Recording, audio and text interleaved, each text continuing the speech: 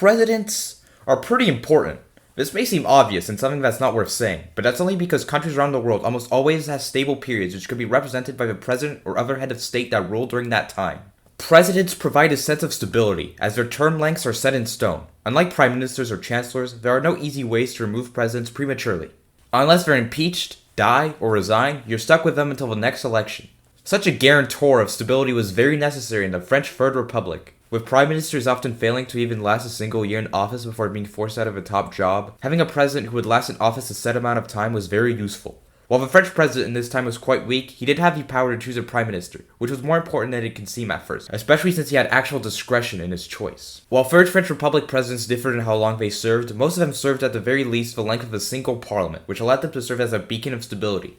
All this makes the case of Paul Deschanel even more strange. He had come off the back of 3 presidents in a row but had served full terms, while he himself was only in office for 7 months, a time in office that was even beaten by the single prime minister he shared his tenure with. His strange presidency has inspired so much awe that it recently became the subject of a movie in France, The Vanished President, that explored his rivalry with George Clemenceau. But who even is this man? Paul Eugene Louis Deschanel was born on February 13, 1855, not in France, but in Brussels, Belgium.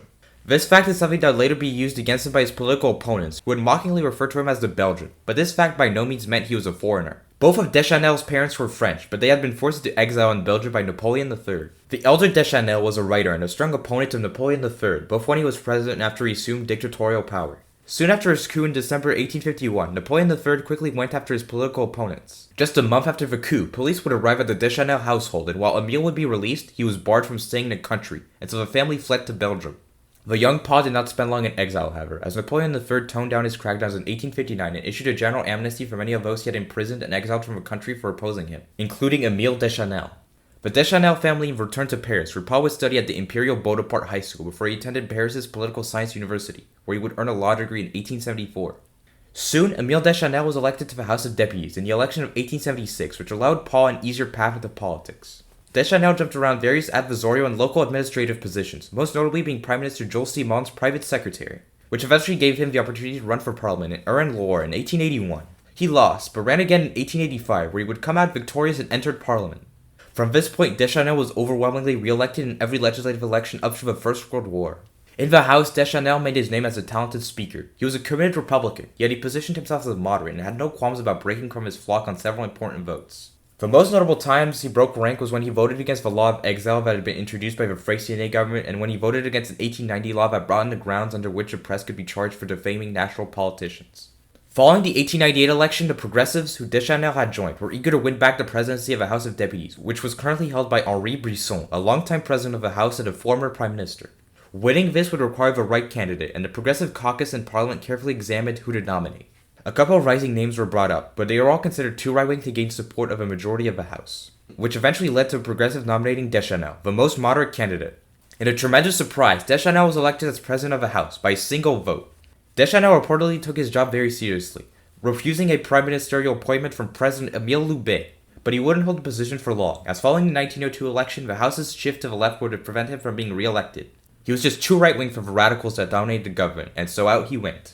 The radicals, however, struggled to find someone who managed to hold the presidency of the House for any significant length of time, and thus were forced to turn back to Henri Brisson, who would serve as president of the House until his sudden death in April of 1912. This left the presidency vacant and gave Deschanel a chance to reclaim his precious job, and he would succeed thanks to support from Prime Minister Raymond Poincaré. This unfortunate timing meant Deschanel would serve as president of the House in the First World War, and he did so faithfully throughout the entire conflict.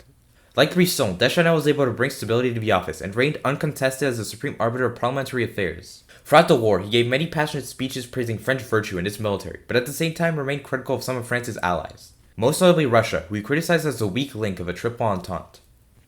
Deschanel was re-elected in the legislative election of 1919, both as a deputy and then as president of the House, as a member of a new National Bloc coalition that won the election in a landslide. However, there was something else that coincided with the election. 2 months later, in January 1920, the term of the president of the Republic, Raymond Poincaré, would come to an end, and he did not wish to seek re-election. Prime Minister George Clemenceau announced his intention to run for the presidency, and many assumed he would win effectively uncontested. Still, Deschanel dreamt of the Élysée Palace and decided to run as well, no matter how hopeless things seemed. As the joint session of Parliament convened on the morning of January 16, 1920, what was supposed to be an easy win for Clemenceau quickly turned into a tense struggle for the presidency of a republic. Clemenceau's main issue is that while he was very popular among the French people for his role in winning the war, he did not enjoy the same popularity among the political class, who disliked many of his instincts, such as his tendency to rule by decree. Clemenceau was attacked by Deschanel for his role in peace negotiations, in which he had been willing to compromise for a more lenient treaty on Germany, compared to the harsher treaty many in France would have preferred to impose. Deschanel also promised to restore good relations with the papacy, which helped rally the Catholic right behind him. To everyone's surprise, including himself, Deschanel came first in preparatory vote, with 408 votes to Clemenceau's 389. Clemenceau dropped out in shame, and in the actual vote the next day, Deschanel won in a landslide. The Prime Minister, having lost in disgrace, resigned on the 20th, 1 month before Deschanel would take office. From the beginning, Deschanel was unique in many ways, as he had spent his entire political career in the legislature. He would be the first president since Jules Grévy to lack any ministerial experience, and he was also the first and only one of 2 to be born outside France. Deschanel was sworn in as the 11th president of the French Republic on the 18th of February. And his presidency started off on the wrong foot, as the timing of Clemenceau's resignation prevented him from appointing his first prime minister, Alexandre Millerand, who was instated by the outgoing president Poincaré.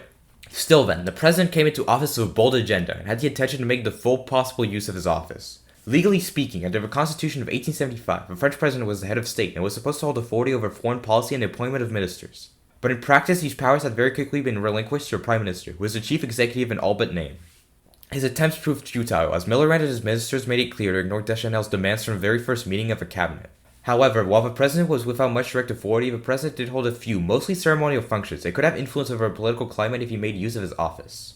One of the issues Deschanel focused on the most was the death penalty. Deschanel had voted in favor of 1906 law that would have abolished the death penalty, even if it was rejected by the chamber at large. That whole debate, though, had been started by the refusal of President Fallières to sign death penalty warrants, and in office, Deschanel continued the same policy in hopes of finally pushing Parliament to abolish it.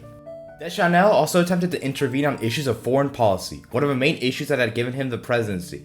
He criticized Millerand's foreign approach, especially as it dealt with Germany, that Deschanel referred to as being too diplomatic and not punitive enough.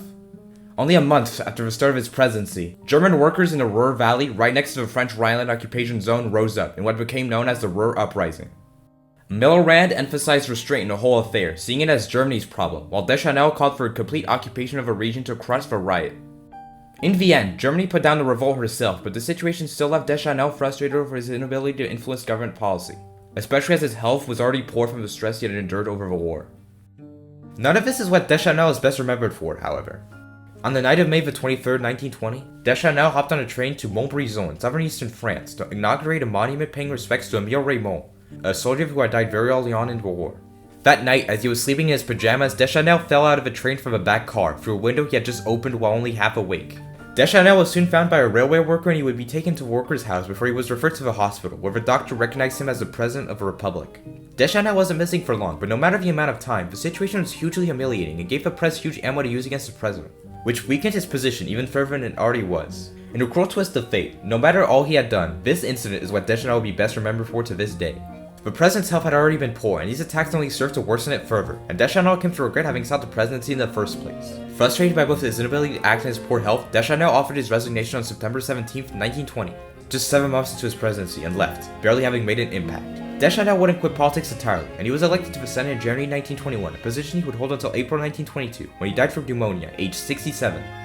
Paul Deschanel is a complicated figure. In one sense, he is an admirable character. A man that had a bold agenda to change France for the better, but was simply stopped by the nefarious political forces of his day. On the other hand, his presidency was quite inconsequential. He talked a big game, but he never did anything of note while in office, and of all France's heads of state throughout history, few would be better suited to be named the least important of them all.